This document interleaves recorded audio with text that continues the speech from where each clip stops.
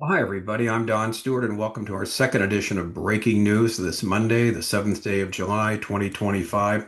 Now, our topic in this edition of Breaking News is big things are happening with Iran for regime change, like we spoke about. Here comes the but not in the way which we originally thought. We've learned some things since we did the last episode of Breaking News, and we're going to make some corrections here.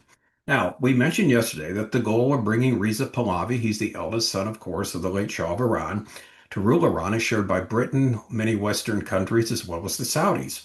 Hence, there are things going on with the help of Israel in an attempt to bring about a regime change. However, as of now, they're all happening internally, not externally, as we thought would be the case. So, the article that we mentioned yesterday and again today from the Jewish News Syndicate, they spoke of some sort of huge military operation in Iran that would change the face of the Middle East and gave the impression that would happen immediately. Well, it may indeed happen eventually, but other things are now going on internally in Iran to bring about this needed change. Now, I've got some words of our Iranian friend Nauder just a little while ago, and he wrote this to me, and here's what he said. It kind of puts it all in perspective. He said, all this can be shared and clear to be known. It came from me as of 20 minutes ago. Nauder, of course, is very well informed in all of this. He is Iranian. His father was an assistant to the treasurer of the Shah of Iran. They were fabulously wealthy, but when the Ayatollah Khomeini took over in 1979, they had to run for their lives out of the country.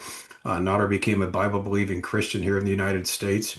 His dad became a Christian late in life also, and he is in the know. He works with special forces, so he was in the know. So he wanted to share some things with me to put this into perspective. Here's what he said. All this can be shared and clear to be known. It came from me as of 20 minutes ago. He said, you should hear the chatter. There are Iranian billionaires we found in Yahoo, PayPal, Uber, Viacom, etc. These billionaires are ready to pitch in big time, knowing that rebuilding Iran will be a cash cow with Reza Pahlavi as their leader. This is very, very crucial, all in uppercase letters. Iran cannot, in uppercase letters, fall in Chinese or Russian hands during the transition, if they, get rid of this present regime during the transition, they cannot fall. Iran cannot fall into Chinese or Russian hands. He said, I could go on and on, especially how Reza's dad, that of course is the late Shah, messed up by thinking that supporting Islam during his ruling in Iran would create a religious belt preventing the Soviet Union, who are atheists, to work their way to the Persian Gulf and colonize Iran. The former Soviet Union tried it through Afghanistan and obviously failed, as Afghanistan is known as the graveyard of empires for a reason. That's the main reason, he goes on to say, as to why Iran was the only nation, all uppercase letters, on Earth that the USA supplied the mighty F-14 Tomcats with the AIM-54 missiles back in the late 70s.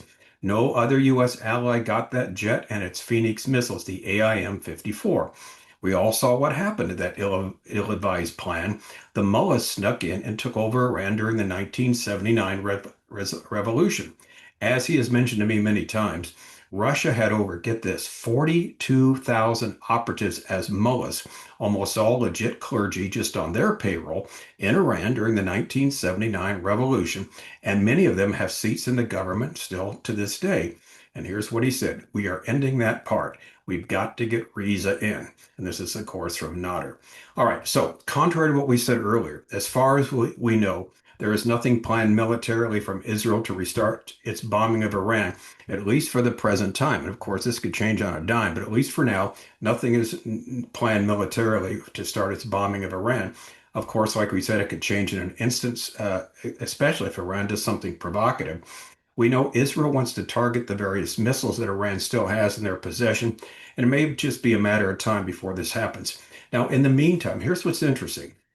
There has been one operation after another, at least 50 of them, 50 since the end of the 12-day war.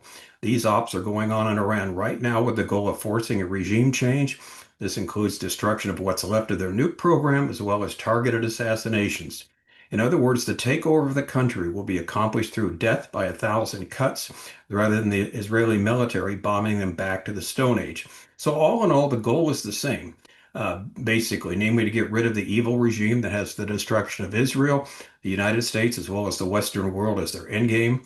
And as of now, the plan is to do it internally through the many millions of Iranians, about 80% of the population who desperately want to see change. So we need to pray that this can be accomplished. And as we have noted, has the fastest growing church in the world, but they're not able to worship Jesus Christ openly. Hopefully that will soon change.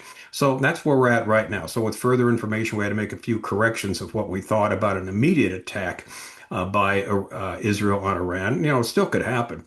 That article in the Jewish News Syndicate, may have some inside information, like we said, that we don't have, and there may be something like that plan, but we don't know that for sure as we thought, because we put two and two together, that with the goal, with the idea that Britain, the Western countries, and the Saudis want an immediate change in the rulership of Iran. So we thought maybe that's what's going to take place, a military action to do that. It may indeed eventually, but that's not what's going to happen or what's planned as far as we know right now. So we wanted to bring that correction to you and bring you up to the latest. Now, what's interesting also, as far as we know, there's nothing, no press conference, no real announcement. Netanyahu's meeting with Trump today of they're not going to take any questions of what's going on, what they're talking about. Very interesting. So we'll be back tomorrow or maybe even later tonight if something major happens, and give you the latest of what happens at Donald Trump meeting with Benjamin Netanyahu in his trip here to the United States. All right, I'm Don Stewart. Thank you so much for watching as always, and may the Lord as always too richly, richly bless.